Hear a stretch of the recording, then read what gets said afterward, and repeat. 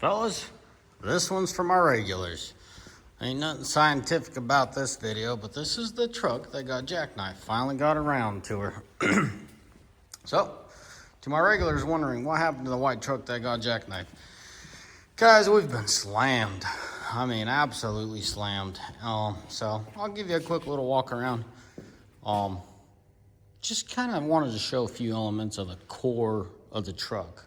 You know, it's all fancy and body panels and stuff, but this is what the truck really consists of. And this is why people are, you know, in America, people pay a lot of money for frame on or chassis on frame setups, because I mean, this is really what your vehicle is all about. Sheet metal, you can change it out, but once those spot wells get loose on a unibody, you are donors.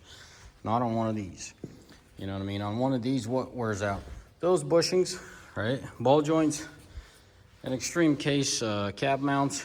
You know, what do you drill them out? Oh, no, those are bolts. You know, unbolt them, swap them out, and there you go. You got yourself a decent new vehicle. So that's the importance of this. For the curious ones, this is a Cummins, a 2019 high output Cummins with an ice and tranny. There you have it. I don't know, wish I could tell you something crazy, but there's not a whole lot to it. Besides, a few parts were stolen from this vehicle. See, it's missing the drive shaft. Drive line assembly is goners, and something else. Oh, they stole an e-brake cable, so I got to round one up for them. I'm in here, man. I love it, guys. It's like, well, I came in about 6 a.m. It's probably 7 a.m. Shop opens at 8. I love this, man. Ain't nobody bugging me. I'm just doing my own thing. Yes, Hondas even belong in the shop. Fast idle, or air intake, fast idle. I don't know. They have a weird name for them. But on a cold start, I thought it's called a cold idle, but it's not. It's just one idle thing. It goes unscrewed.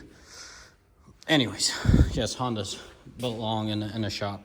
I'm very much a Cummins guy, but this is what my childhood was all about. So I restored this 95.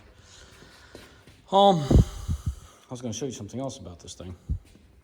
Well, let's talk about the damages. The cab got... So it got jackknife, you know, hit ice, black ice. The truck and the trailer collided. You know what a jackknife is. The bed got destroyed. The cab got destroyed. Huh. I think it's outside. Let me show you.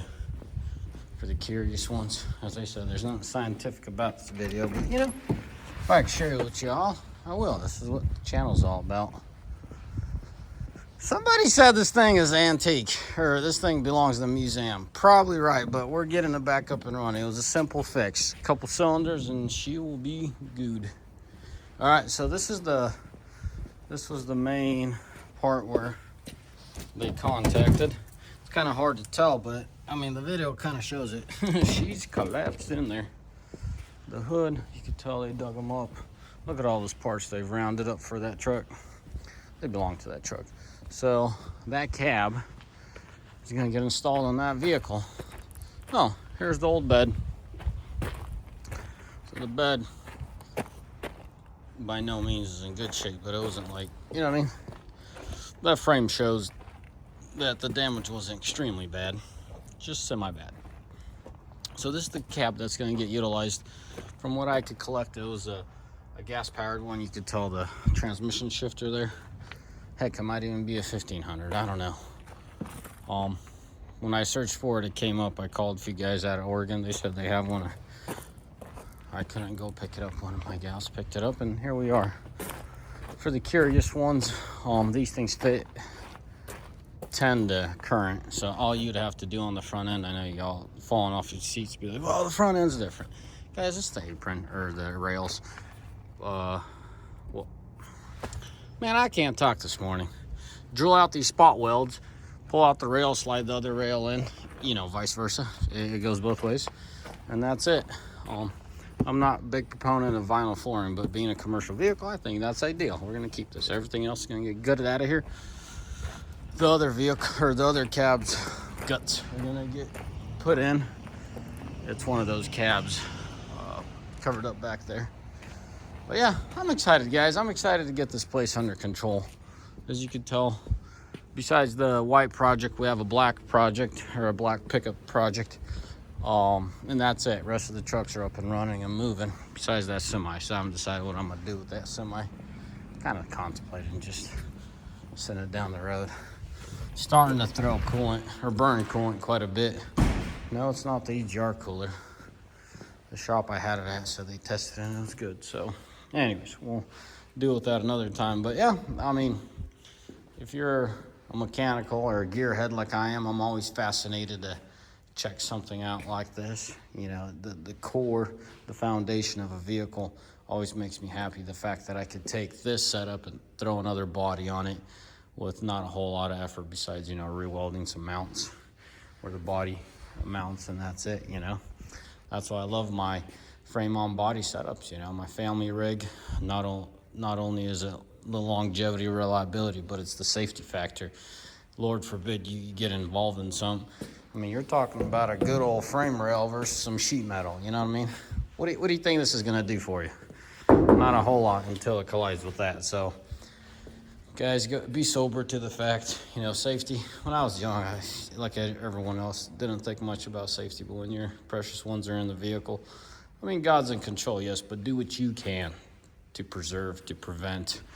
You know what I mean? Just take safety measures as far as you are capable of, and you're able to do it. So that's a big reason why I love my frames. Not only are they strong, they're quite a bit safe.